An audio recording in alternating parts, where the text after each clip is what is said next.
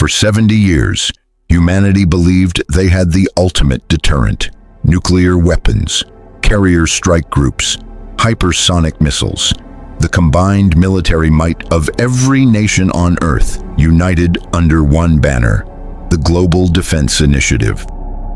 They thought nothing could threaten civilization itself.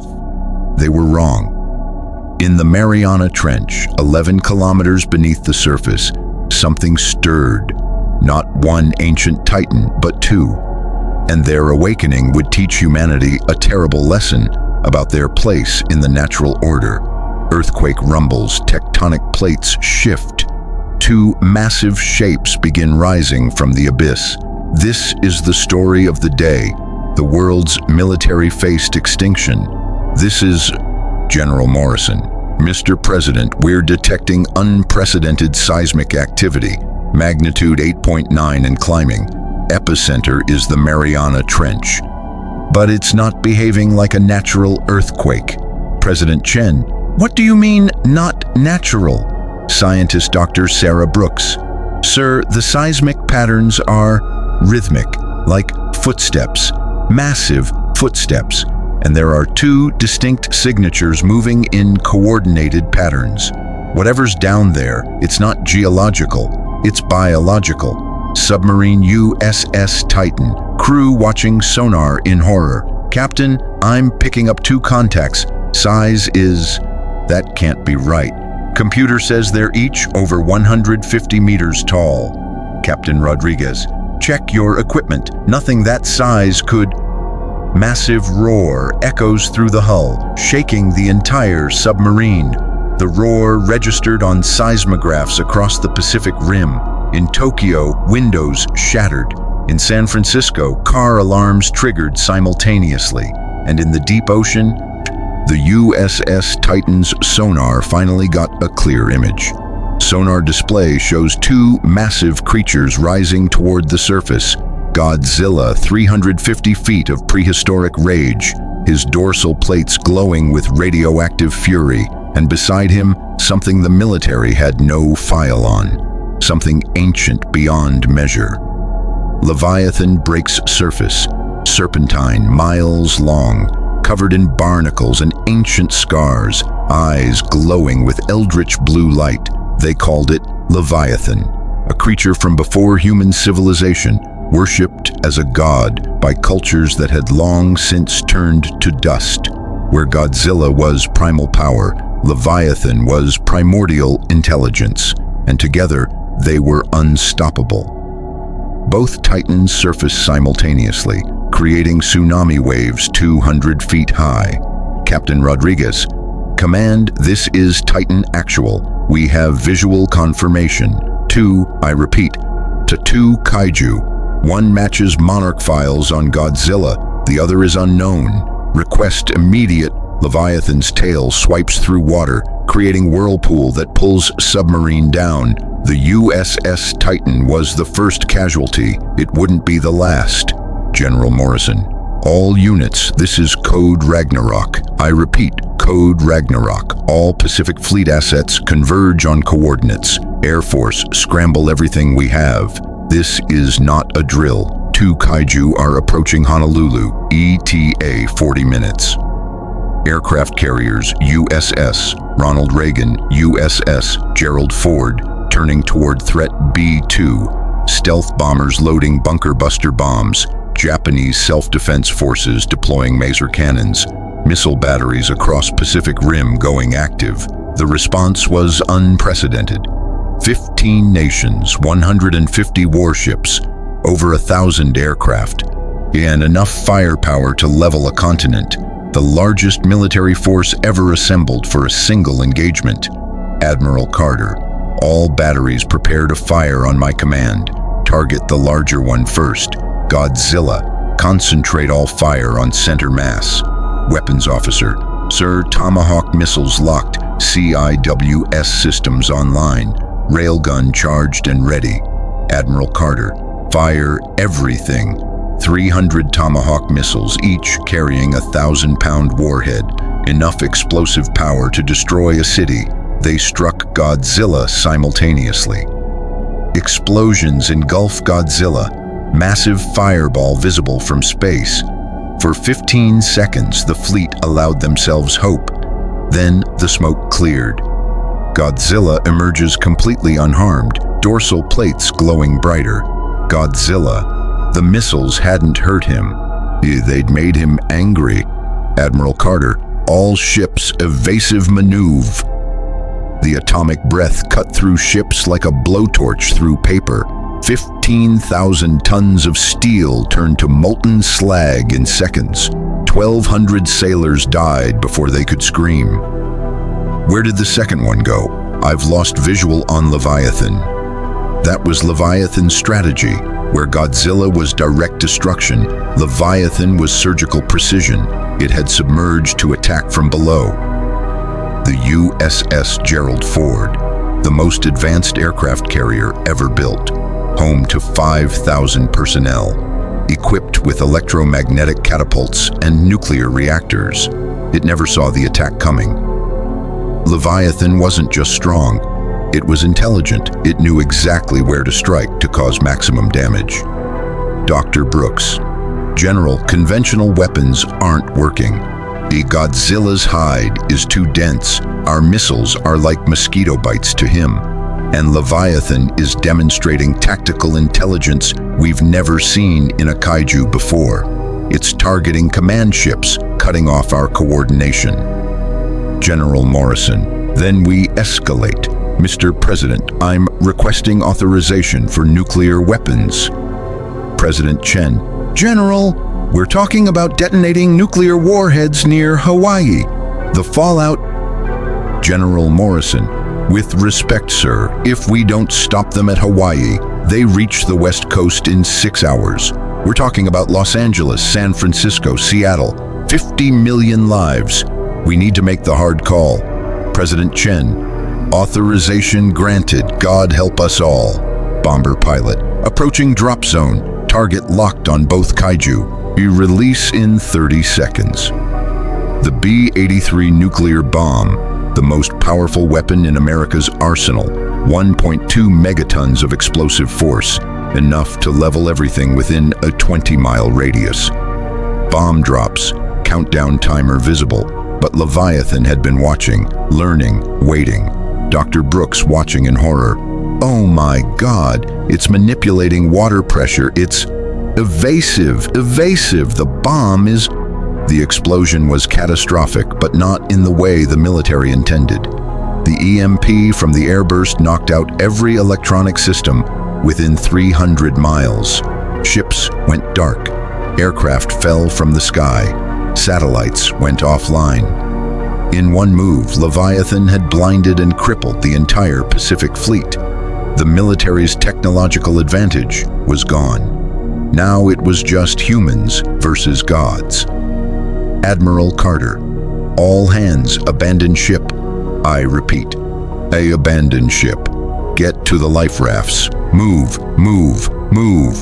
What followed was not a battle. It was a massacre.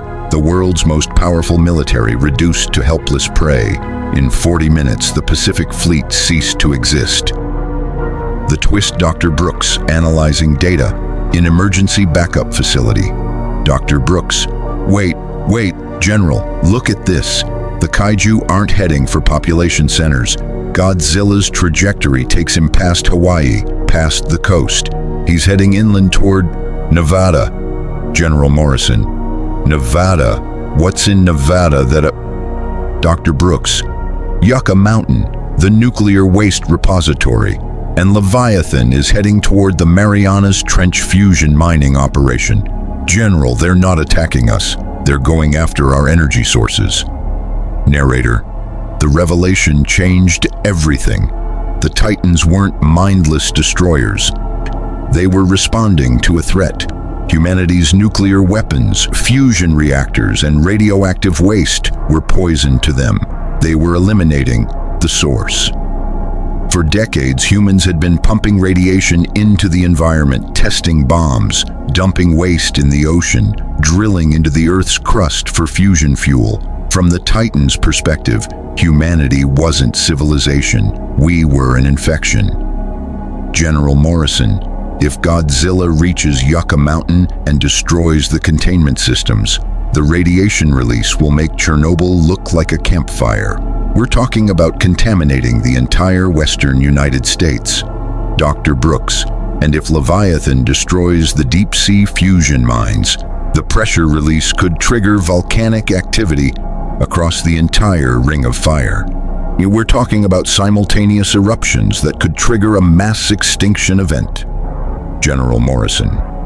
So our choices are: let them destroy our nuclear infrastructure and cripple civilization, or fight them and cause the very catastrophe they're trying to prevent. Perfect. Dr. Brooks, there might be a third option. What if we help them? Dr. Brooks is proposing we voluntarily shut down all nuclear facilities, cease all fusion mining operations, and remove radioactive materials from Kaiju territories, essentially surrender our nuclear capabilities. Russian Premier. Unacceptable. You're asking us to disarm in the face of hostile? Dr. Brooks, they're not hostile, they're defensive. Every attack has been in response to military aggression or proximity to nuclear sites. If we stop poisoning their environment, they'll leave us alone. Chinese general. And if you're wrong, doctor, if we disarm and they attack anyway, Dr. Brooks, then we were dead anyway. You've seen what they can do. We can't beat them militarily, but maybe, just maybe, we can coexist. President Chen. We have 6 hours before Godzilla reaches Yucca Mountain. I'm ordering an emergency evacuation and shutdown of all nuclear facilities in his path. Other nations, I urge you to do the same. It was the most desperate gamble in human history. Over the next 6 hours, nuclear power plants across the Pacific Rim went dark. Waste repositories began emergency transfers. Fusion mines shut down their operations, and the world held its breath. Godzilla's seismic sensors detected the change. The radioactive signature he'd been tracking was fading. The facility was going cold. For 30 seconds, that felt like 30 years. The fate of civilization hung in the balance. Then, he left. The threat neutralized. Godzilla had no reason to attack. In the ocean, Leviathan was doing the same, verifying that the deep-sea drilling had stopped before returning to the depths. Admiral Carter from Lifeboat, watching Titans retreat. They're leaving. My God, they're actually leaving. 3 months later, United Nations Assembly. The Battle of the Pacific, as it came to be known, lasted 6 hours. 23,000 military personnel died. 200 vessels were destroyed. The economic damage exceeded $2 trillion. But humanity survived, and in surviving, learned a lesson that changed civilization forever. Dr. Brooks. The Titan Accord represents a fundamental shift in how we view our relationship with the planet. Godzilla and Leviathan aren't monsters. They're guardians, immune systems for an Earth we've been poisoning for decades. In the aftermath, the world underwent rapid transformation. Nuclear weapons were decommissioned. Fusion mining ceased. Clean energy became not just an environmental goal, but a survival necessity. Dr. Brooks. We've established the Titan Watch protocol.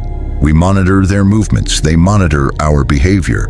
As long as we respect their boundaries and stop contaminating their habitats, the Titans remain dormant.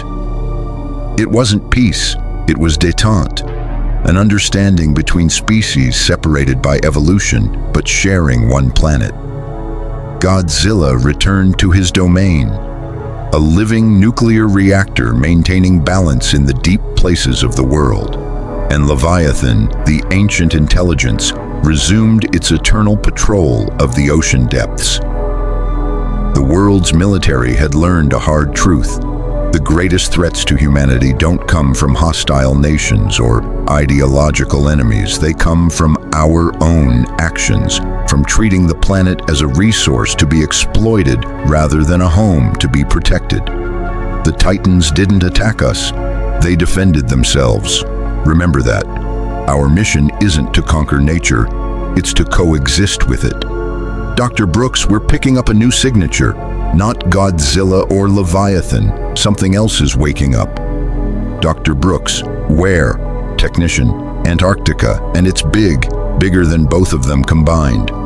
Humanity had made peace with two titans, but the Earth held more secrets in its depths than anyone imagined, and some of those secrets were starting to stir. The Age of Titans had only just begun. This is Beyond a Galaxy, where we bring you the most epic creature battles, cosmic showdowns, and stories of when humanity faces forces beyond their control. Smash that subscribe button like Godzilla smashing a skyscraper. Hit the notification bell so you never miss when Titans clash.